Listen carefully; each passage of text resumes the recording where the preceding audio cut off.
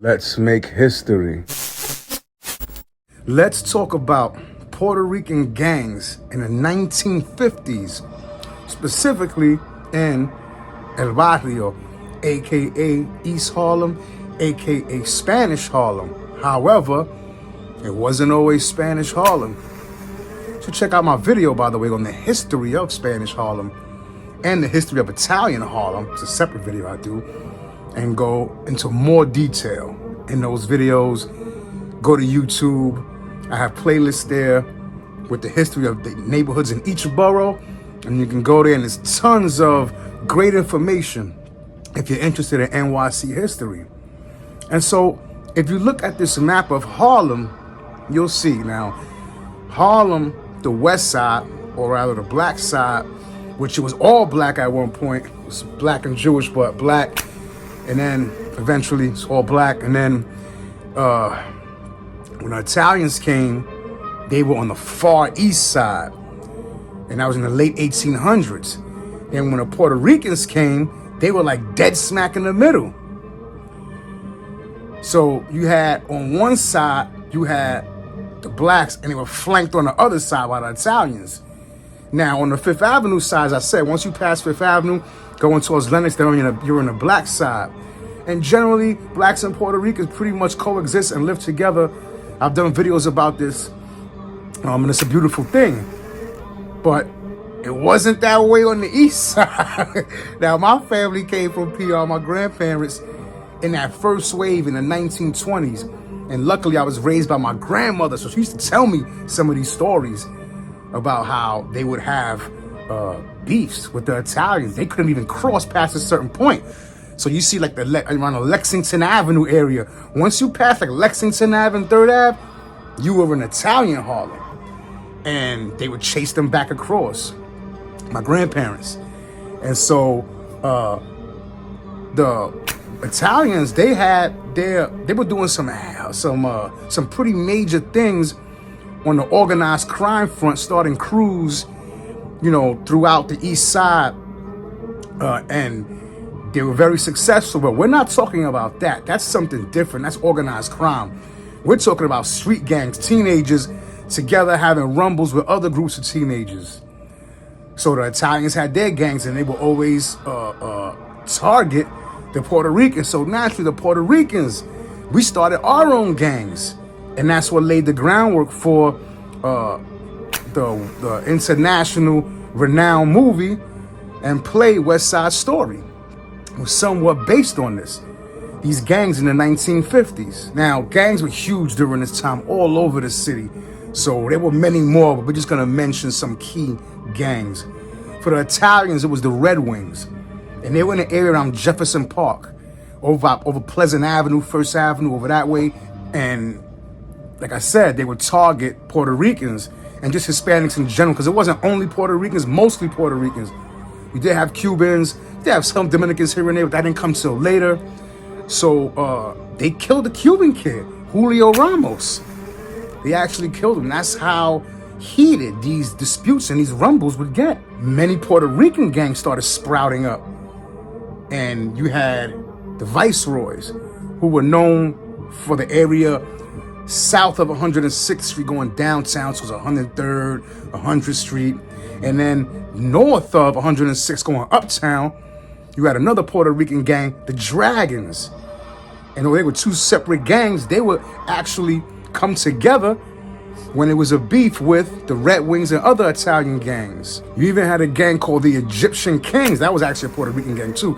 The Egyptian Kings. And they were considered one of the top 5 biggest gangs in actually the whole New York City, not just in Spanish Harlem. And you see this a lot. Gangs don't just come about because of to make money, to do criminal activities. That usually comes into play down the line, but you have many instances where gangs actually start because of ethnic tensions. And this is what happened. And this is exactly what happened with the Puerto Rican gangs in El Barrio in the 1950s. So one of the main Irish gangs in Washington Heights at that period were the Jesters. And they had major issues boiling with the Egyptian kings as well as the dragons. And it was racial based. This was ethnic conflict. It wasn't over money or anything like that or territory. So something was done to one of the Egyptian king members. So they linked up with the dragons and went to Highbridge Park one hot summer night in July in 1957 to get back at the jesters. As they're there waiting, they see two kids coming, 15 years old. One of them was Michael Farmer, and he had a case of polio, so one of his arms was slightly deformed and he had a bit of a limp. So now, mind you, Farmer was in fact affiliated with the jesters, but it said that he was just an affiliate. He wasn't like a hardcore member. So I guess the Egyptian kings and the dragons knew this, so they surrounded them and asked them about it. But of course they didn't. I said, no, we're not part of the jesters.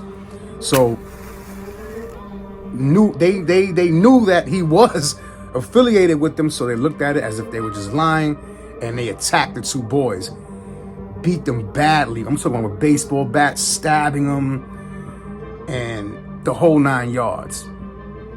The one kid got away, but Farmer, because he had that limp, it was hard for him to get away. So he wound up dying from his injuries.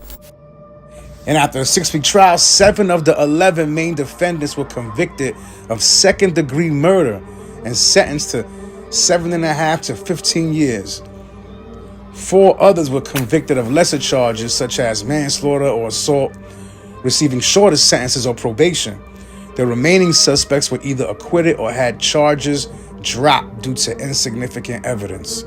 And yeah, this was a Puerto Rican gang, but there were blacks in the gang as well. As I stated, there was even a Dominican in the gang who was arrested. There's even 1 or 2 white kids in the gang, but again, mostly a Puerto Rican gang with blacks and a few other ethnicities. It's this big thing in the news because it brought to light a lot of the violence from the ethnic conflicts that were happening on a day-to-day and weekly basis, that the general public in New York City really had no idea that it was going on to that degree. I mean, no, it was gangs, of course, but not to that degree. So it's put the spotlight on that. Police began to crack down more. Of course, they're cracking down on the Puerto Rican gangs because of that situation. It was just a sad story all the way around. And a lot of people in the Puerto Rican community felt like this trial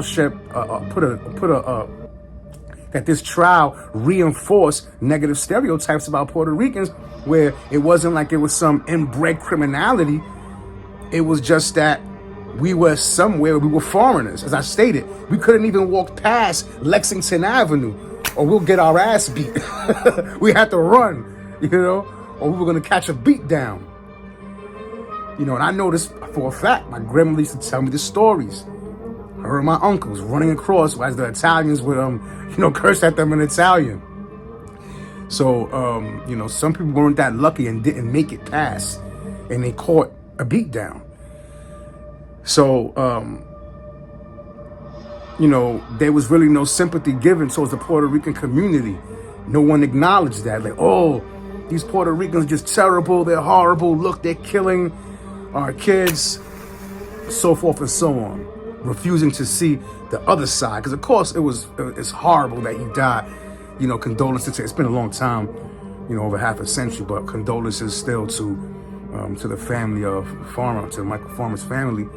But, it was a big thing. And the gangs of the 50s really faded out with heroin addiction. And sadly, my grandparents and my uncles all got caught in that as well. It's a serious thing. Heroin addiction came in a wave, and it just destroyed and decimated families, Puerto Rican families, man. All across, even black families, and white families, but the Puerto Ricans and the blacks got it, felt that, I would say, the most, because the family structure was never really the same after that wave of heroin addiction. And that led the way for the new round of gangs that would sprout up in the late 60s and well into the 70s. And that was a whole other level of violence, brutality, and poverty.